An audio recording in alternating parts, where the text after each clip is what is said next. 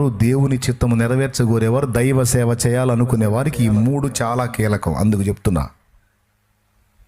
ఏబా వింటున్నావా? ఈ కీలకం యథార్థ హృదయం, కపటపు నడత పనికిరాదు,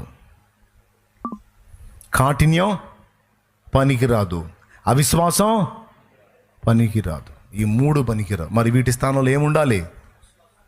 కపటత్వానికి ప్రతిగా యథార్థత ఉండాలి. యథార్థత లేకపోతే కోపం, కాఠిన్యానికి ప్రతిగా కనికరం ఉండాలి, అవిశ్వాసానికి ప్రతిగా విశ్వాసం ఉండాలి. ఈ మూడు కలిగి ఉన్నటువంటి బిడ్డలు దేవుని కృప పొందుతారు, దేవుని సమాధానం పొందుతారు, దేవుని సన్నిధి దమయందే కలిగి ఉంటారు.